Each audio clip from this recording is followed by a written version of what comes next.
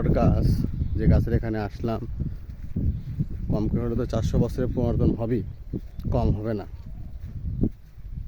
অনেক অনেক অনেক আগে একটা পুরাতন গাছ। তো আসুন দেখাই। খুব আগ্রহ ছিল এখানে আসার।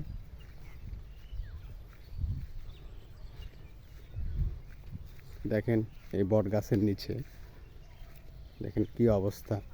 আমি তো 400 বছর বললাম, কিন্তু কোনো অংশে কম হবে না, বেশি হবে।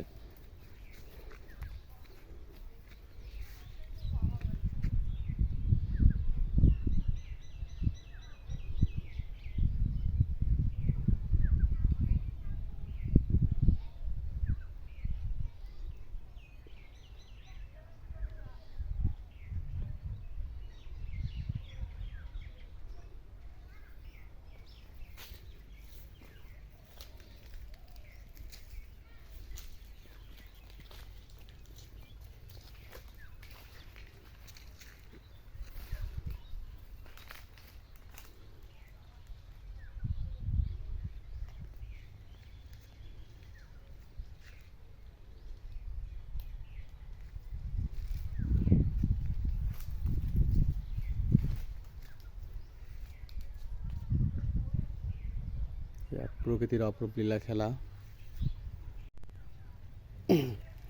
দেখুন, এটাকে আপনার গাছ মনে হতে পারে, আসলে এটা গাছ না। বট গাছের যে শিকড়টা ছিল, সেই শিকড়টা বেয়ে বেয়ে মাটিতে ঠেকে যায়। তো সেই শিকড় থেকে এই গাছ, এই ডালটা হয়েছে, কিন্তু আসলে কিন্তু এটা ডাল ছিল, গাছ ছিল না। এখন দেখেন এই ডালটা কি আপনাদের গাছই মনে হবে, আমিও বলতেছি এটা গাছ।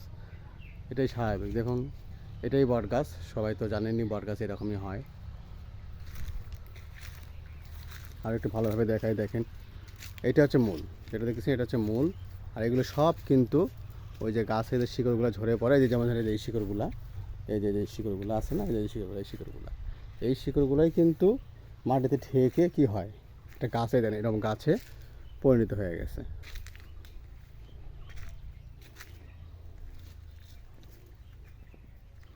খুব ঠান্ডা এই জায়গাটা,